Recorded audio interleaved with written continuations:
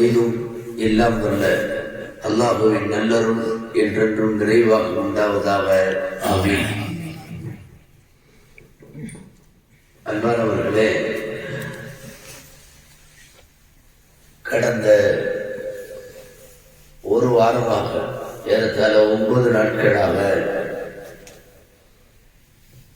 பிரான்சிலே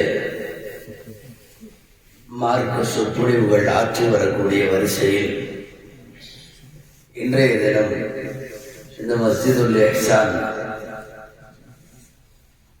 ஜமாத்தார்களோடு உங்களை சந்திக்கிற நல்ல வாய்ப்பை அல்லாஹ் வழங்கி இருக்கிறான். எனினும் சற்று உடல் நலமும் குரல் வளமும் ஒத்துழைக்காத ஒரு சூழ்நிலையில் கொஞ்ச நேரம் மாத்திரம் உங்க கூட இன்ஷா அல்லாஹ் நான் பேசி நிறைவுபடுத்துகிறேன். இன்ஷா அல்லாஹ் நல்ல உடல் நலத்தோடு பெரிதொரு வாய்ப்பு வருகிற போது நீண்ட நேரம் உரையாற்றுவேன் என்கிற செய்தியை சொல்லி தொடங்குகிறேன். அன்பானவர்களே,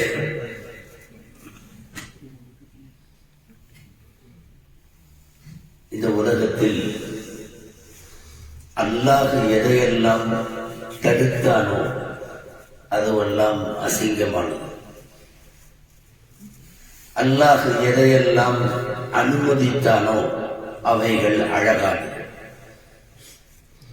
சுருக்கமா சொல்லலாம், ஹலால் எல்லாம் அழகானவை, நல்லவை. ஹராம் எல்லாம் அசிங்கமானவை, கெட்டவை. அந்த ஹராமுக்கு நீங்க எவ்வளவு பூசி மொழுகி முலாம் பூசி அதை கவர்ச்சியா எப்படி கொண்டு வந்து காட்டினாலும் ஹராமு தான். அது கியாமத்து வரை அசிங்கம் தான். நம்மை விட ஒரு பொருட்களினுடைய நன்மை தீமைகளை அறிந்தவன் ரப்புல் ஆலமீன். அவன் தான் படைத்தான், அவன் தான் உருவாக்கினான். ஒரு பொருள் எப்படியெல்லாம் வருங்காலத்தில் இருக்கும், எப்படி மாறும் என்பதையெல்லாம் தெரிந்து வைத்தவன் அவன். خلق فسوى, படைத்து செம்மைப்படுத்தினான் என்பதை விட قدر فهدى, ஒவ்வொரு பொருளுக்குமான அளவு நிர்ணயம், அதனுடைய நேர் வழி எல்லாம் அவனுக்கு தான் தெரியும். முஸ்லிம்கள்கிட்ட உரத்து கொண்டு போய் சேர்க்க வேண்டிய ஒரு செய்தி என்னன்னா, காலங்கள் மாறலாம், நாம் வாழ்கிற இடங்கள் மாறலாம், நம்மை சுற்றி இருக்கிற சூழ்நிலைகள் எல்லாம் கூட மாறலாம். என்ன நடந்தாலும் கியாமத்து நாள் வரைக்கும் குர்ஆனில் எது ஹலாலோ அது அனைத்தும் அழகானது. அல்லாஹ் எதையெல்லாம் மார்க்கத்தில் தடுத்திருக்கிறானோ அந்த அத்தனையும் அசிங்கமானது, மோசமானது. ரொம்ப லோ இதுல பேசுறதுனால பேசலாம், கேடு கேட்டது. ரசூலுல்லாஹ் ஸல்லல்லாஹு அலைஹி வஸல்லம் இந்த உலகத்தில் வந்து என்ன செய்வார்கள் அப்படிங்கிறத பத்தி குர்ஆன்ல ஒரு இடத்துல வருது.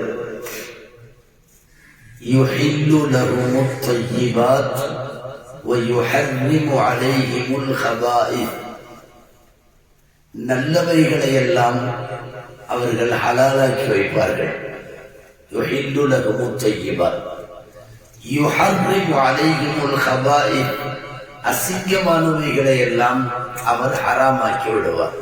முதல்ல இந்த கான்செப்ட்ல உறுதியா இருக்கணும்.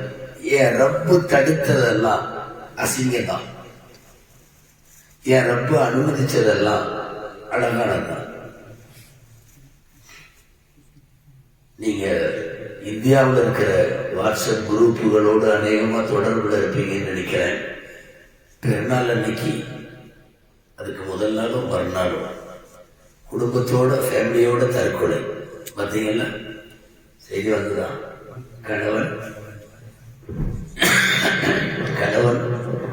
மனைவி 2 குழந்தை ஒன்னா கார்ல வந்துட்டு முன்ன குடும்பத்தோட தற்கொலை. என்னன்னா, வட்டிக்கு வாங்கிய கடன் ரொம்ப பெருகி அதை கட்ட முடியாம இந்த வட்டியும் செலுத்த முடியாம வேற வழி தெரியாம, நான் சொன்னது எத்தனையோ வருஷமெல்லாம் இல்லை, இப்போ 2 days பிஃபோர். அன்பானவர்களே, ஒரு குடும்பமே வட்டியினால் அழிந்து போய் இதுக்கு முன்னாடி நடந்திருக்கு. திருநெல்வேலி ஒரு குடும்பத்தில் 6-7 பேர் எல்லாரும் தற்கொலை. நான் சொல்ல வர்றது, அந்த ஜனாசாவுடைய வீட்டில் போய் நின்று குடும்பத்தோட ஒன்னா எல்லா ஜனாசாவையும் எடுத்துட்டு போவாங்கல்ல, அந்த இடத்துல நின்று நான் பேசணும். அந்த இடத்துல நின்று நாம பேசணும். ஏன்னா எங்கள் ரப்பு இதை தடுத்திருக்கிறான். எங்கள் ரப்பு இதை விட்டும் எங்களை காப்பாற்றி வைத்திருக்கிறான். இந்த மோசமான அவலம் எங்களுக்கு, இஸ்லாமியர்களுக்கு வேண்டாம் என்று அல்லாஹ் சொல்லுகிறான். குடிச்சிட்டு போத நில தடுமாறி தள்ளாடி போய் சாக்கடையில் விழுந்திருப்பான். அவன் சாக்கடையில் படுத்திருக்கிறத பார்த்தீங்கன்னா தலைகீழ படுத்திருப்பான். நாய் நதியெல்லாம் அந்த பக்கம் போகும், உடம்பு மோசமா இருக்கும். பப்ளிக் நடந்து போறவங்க கூட இதுவரையும் போயிட்டு இப்படி போயிடுவாங்க. அது அவ்வளவு மோசமா படுத்திருப்பான். அந்த இடத்துல நின்று சொல்லுங்க, எங்கள் ரப்பு இதை தடுத்திருக்கிறான். எங்கள் ரப்பு இப்படிப்பட்ட அவலம் இஸ்லாத்திற்கும் முஸ்லிம்களுக்கும் வந்துவிடக் கூடாது என்று தடுத்திருக்கிறார். நான் சொல்ல வர்றது, ஒரு மதுவோ, ஒரு வட்டியோ, ஒரு விபச்சாரமோ, ஒரு கொலை கொள்ளையோ, ஒரு திருட்டோ, ஒரு பெற்றோர் நோவினையோ, இந்த அத்தனையும் மார்க்கம் தடுத்த அத்தனையும் உலகத்தில் மிக மோசமான அசிங்கம். அல்லாஹ் அனுமதித்தவைகள் மாத்திரம்தான் அழகானவைகள் என்று தெரிய வேண்டும். நான் இதுல மார்க்கத்தில் தடுக்கப்பட்ட எல்லாத்தையும் பேசல, ஏதாவது 1-2 மட்டும். இன்னைக்கு பரவலாக இன்னைக்கு ஒரு வேலை நடக்குது உலகத்துல. என்ன தெரியுமா? பெரிய பாவத்தை எல்லாம் சின்னதாக்குற வேலை நடக்குது. ஒரு 30 வருஷத்துக்கு முன்னாடி வட்டி எவ்வளவு பெரிய பாவம், இன்னைக்கு அப்படி இல்லை. சாதாரணமா சொல்றோம், அங்க வாங்கியாச்சு, இங்க கொடுத்தாச்சு, யாரு பிசினஸ் அதெல்லாம் இல்லாம எல்லாம் பண்ண முடியாது. சாதாரணமா சொல்றோம், ஒரு பாவத்தை நியாயப்படுத்துறோம். மதுவோ, வட்டியோ, விபச்சாரமோ, தவறான தொடர்போ, இது எல்லாமே இன்னைக்கு சன்னமாயிடுச்சு, லேசாயிடுச்சு, மலிந்து விட்டது. இன்னைக்கு நாம் சந்திக்கக்கூடிய பெரிய சவால் என்னன்னா, இந்த பாவங்கள் லேசாக்கப்படுகிறது. இது ரொம்ப ஆபத்து. பாவங்கள் லேசாக்கப்படுவதற்கு இன்னைக்கு உள்ள சூழ்நிலை 2 முக்கியமான காரணம். சர்வதேச அளவில், நான் எங்க பிரான்சுக்கு மாத்திரம் சொல்லல, சர்வதேச அளவில் 2 காரணம். 1, காசு பணம் எல்லாரிடத்திலேயும் பெருகி இருக்கிறது. 30-40 வருஷத்துக்கு முன்னாடி இருந்த மாதிரி சாப்பாட்டுக்கு வழி இல்லாம கஷ்டப்படுற சூழல் இன்னைக்கு அந்த கட்டத்தை மிடில் குடும்பங்கள் தாண்டிடுச்சு. காசு, கருவிகளின் கண்டுபிடிப்பு, இதெல்லாம் குறிப்பாக ஆன்லைன் கருவிகளின் வருகையும் கண்டுபிடிப்பும் 1, காசு பணங்களின் பெருக்கம் 1. இது ஏற்படுத்திய விளைவு என்ன தெரியுமா? எல்லா பாவமும் லேசாகிவிட்டது. முதல்ல எல்லாம் ஒருத்தர் ஒரு தப்பு பண்றதுன்னா ஊரை விட்டு வெளியே போகணும், ரொம்ப தூரம் போகணும், யாருக்கும் தெரியாம நடக்கணும். ஏன்னா மற்றவங்களுக்கு தெரிஞ்சிடும், ஊருக்கு தெரிஞ்ச அசிங்கம். இன்னைக்கு வீட்டுக்குள்ள அவன் ரூம்ல உட்கார்ந்து இதை வைத்துக் கொண்டு எல்லா தவறையும் அவன் பண்ண முடியும். கருவிகள் பெருக பெருக பாவ செயல்கள் பாரமாக இல்லை, அவைகள் குறைந்திருக்கிறது. நான் இந்தியாவில் சொல்றேன், சென்னையில பையன் அங்க, அவன் அங்க மாப்பிள்ளை பையன், என்ன கல்யாணம் வர்ற, எங்க பொண்ணு இட்டாலி. இது ஏற்கனவே சொந்தமா இல்ல, இந்த கான்டாக்ட் ஆகிருக்கு, பழகி இன்ஸ்டால பழகணும், பேஸ்புக்ல பழகணும், இப்படி பழகணும். பொண்ணு பிடிப்பாயிடுச்சு, பையன் ட்ரிப்ளிகேட். அது சென்னையில் இருக்கிறான் ட்ரிப்ளிகன்ல பிலிப்பைன்ஸ்ல கட்டிட்டு வர என்னடா பழக்கம். ஒரு நேரத்துல ஒரு தவறு செய்வதற்கு மிஞ்சி போனா அந்த தெருவில் உள்ள ஏதாவது ஒரு பொண்ணை பின்னாடியே சுத்துவான். அவன் ஸ்கூல்ல படிச்ச பொண்ணை பின்னாடியே சுத்துவான். ஒரு ஊருக்குள் இருந்த வரையறையெல்லாம் தாண்டி இன்னைக்கு உலக அளவில் எல்லா குற்றமும் லேசாக்கி இருக்கிறது. ரொம்ப வருத்தத்தோடு எதிர்கொள்ள வேண்டிய சூழ்நிலை அதுதான். அத்தனை குற்றங்களும் அதனுடைய கனம் வெயிட் போயிடுச்சு, வெயிட்லெஸ் ஆயிடுச்சு பாவங்கள் எல்லாம். இந்த மாதிரி நேரத்தில் நம்முடைய கடமை, மார்க்கம் எதை தடுத்ததோ கியாமத்து வரைக்கும் நாம் வாழுகிற வரைக்கும் அது தடைதான். ஒருபோதும் அந்த அசிங்கத்தை அழகாக்க கூடாது.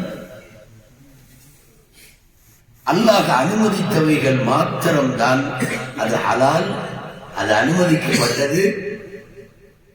ஏன் அல்லாஹ் இதையெல்லாம் ஹராமாக்கினா என்பதற்கான காரணம் சமயங்களில் நமக்கு புறப்படாமல் கூட இருக்கலாம். காரண காரியம் தெரிந்துதான் என்று அவசியம் இல்லை, ரப்புக்கு தெரியும். அந்த வரிசையில ஒண்ணு ரொம்ப மோசமானது வட்டி. இன்னைக்கு எல்லாம் அதாவது பாவங்கள்ல வட்டி நம்ம மேல படுற மாதிரி வேற பாவம் எல்லாம் படல, எல்லாத்தையும் பட்டுருச்சு. சில பேர் எல்லாம் மது குடிக்க மாட்டாங்க, விபச்சார பக்கம் எல்லாம் போக மாட்டாங்க.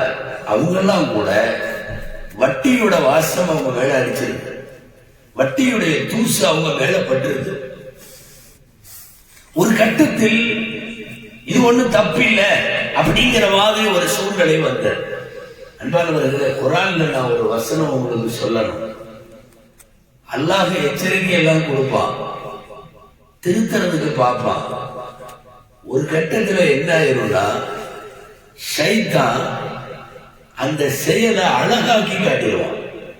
நீ பண்றதுதான் சரி, ஸய்யன லஹுமு ஷைத்தானு அஅமாலஹும், நீ பண்றதுதான் சரி. இது அல்லாஹ்வுடைய தண்டனை. இன்னைக்கு நிறைய பேர் நீங்க பேசி பாருங்க, வட்டியை நியாயப்படுத்துவான். அதெல்லாம் இல்லாம எங்க பிசினஸ் பண்ண முடியும், அதெல்லாம் இன்னைக்கு அதெல்லாம் வாங்கிக்கலாம், கொடுத்துக்கலாம்.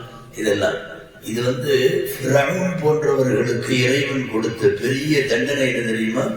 ஸுய்யின லஹு ஸூஉ அமலிஹி ஃபரஆஹு ஹஸனா. குர்ஆன்ல வர்ற வார்த்தை இது. அவன் கெட்ட செயலை அவனுக்கு அழகாக காட்டப்படும். காட்டப்பட்ட உடனே என்ன ஆயிரும்? ஃபரஆஹு ஹஸனா, அருமையானது அப்படின்னு அவன் பார்க்க ஆரம்பிச்சிருவான். நடந்தது என்ன தெரியுமா?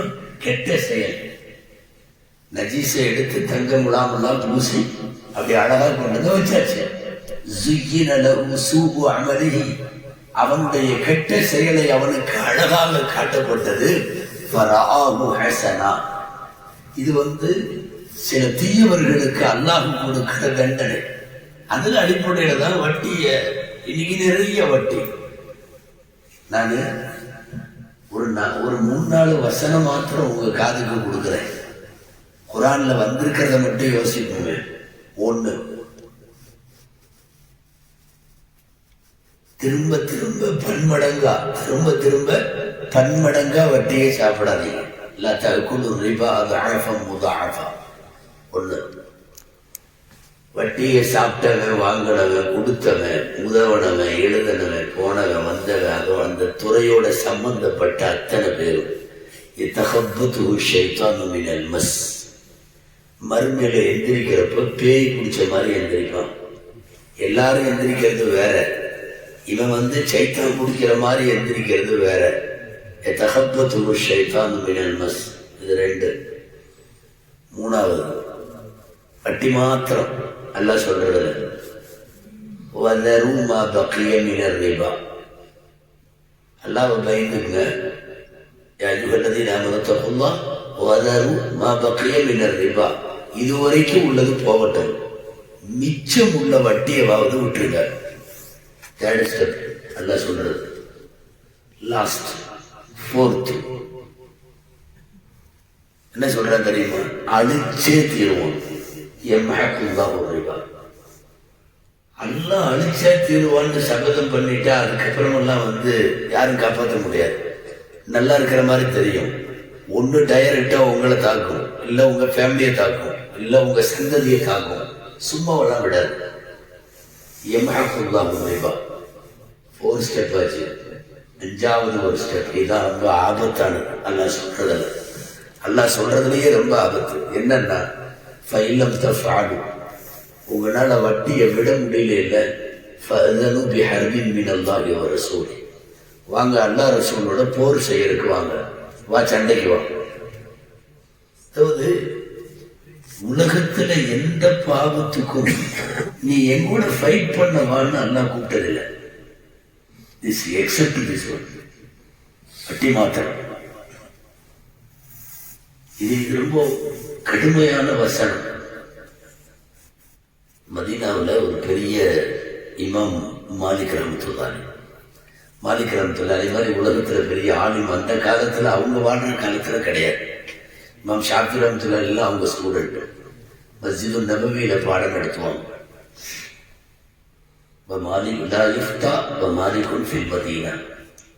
மதீனால மாலிக் இமாம் இருந்தா வேற யாரும் ஃபத்வா கொடுக்க கூடாது. இப்படி ஒரு அபாரமான கல்வியாளர். அவர்கிட்ட ஒருத்தர் கேட்டார். வந்தாரு, ஏதோ மசாயில் கனவு சம்பந்தமா கேட்க வந்தார். ஒரு சத்தியம் பண்ணிட்டேன், அந்த சத்தியத்துக்கு என்ன பரிகாரம் வந்தார். மல்லிகமாம் கேட்டாங்க, என்ன சத்தியம்? இல்லை, நான் படுத்திருக்கேன், ரொம்ப மோசமான ஒரு குடிகாரன். இந்த குடிகாரன் குடிச்சு போதை ஏறிட்டு என்னென்ன உளறான். அவன் பேசுற சில வார்த்தைகள் மாலிகிமாம் அவங்களே, நான் உங்க முன்னாடியும் சொல்ல முடியாது, இது மஸ்ஜிது நபவி, இங்கேயும் சொல்ல முடியாது.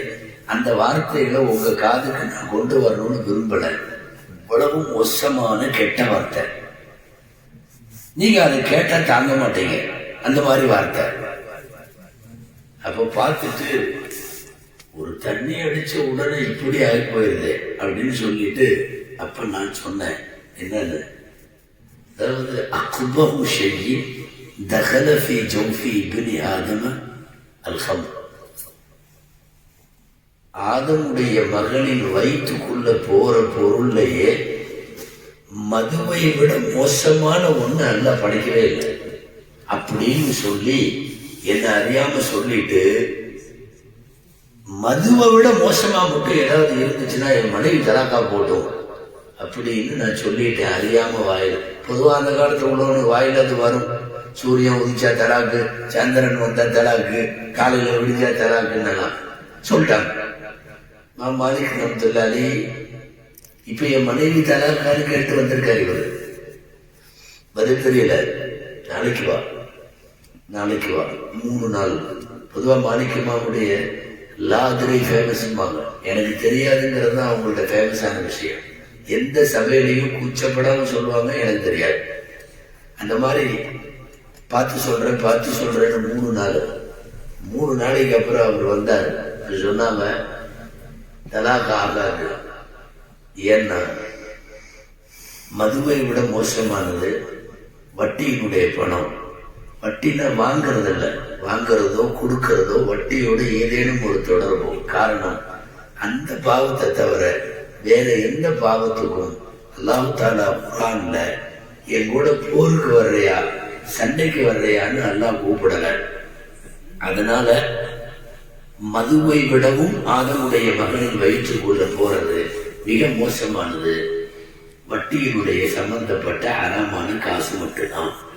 அதனால உன் மனைவி தலாக்காக மாட்டா போன்னு சொன்னாங்க.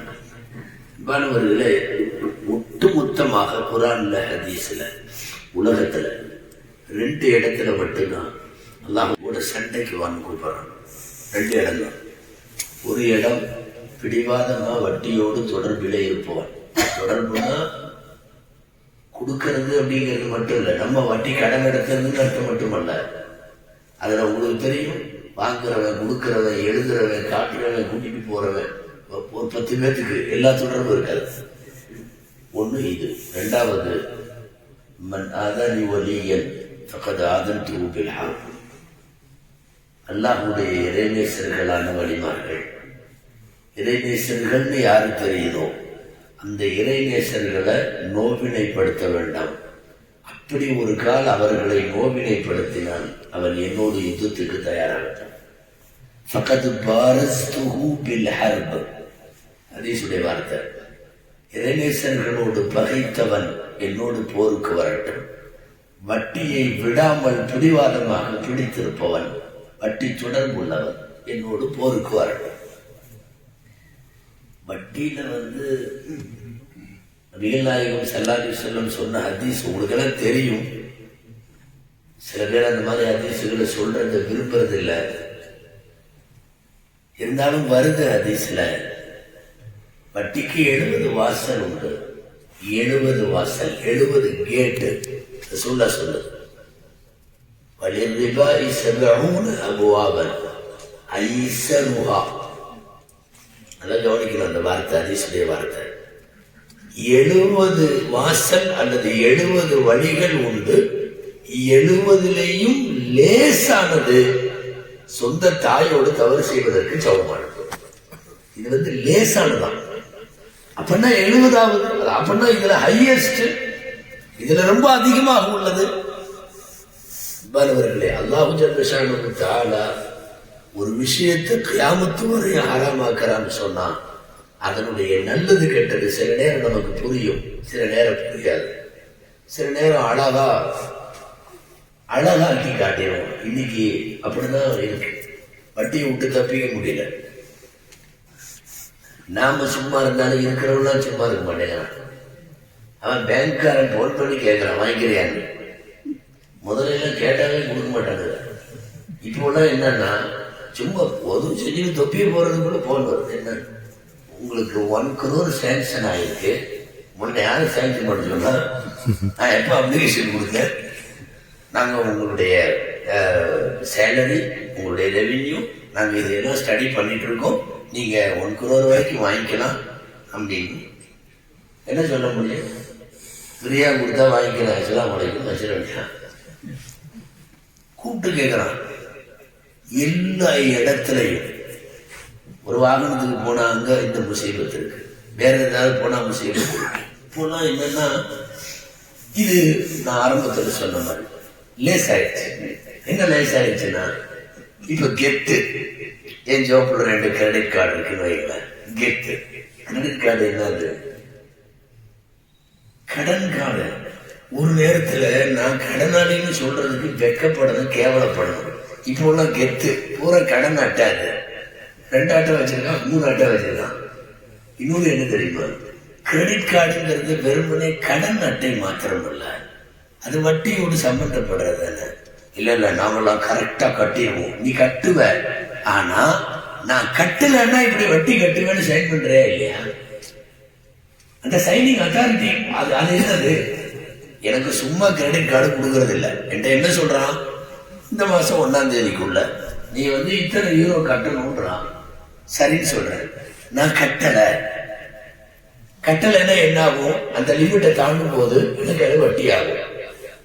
அப்படி ஆனா நான் ஒத்துக்கிறேன் அப்படின்னு கையெழுத்து போடுறோமா இல்லையா? அது வட்டி பத்திரத்துல உள்ள கையெழுத்தானே.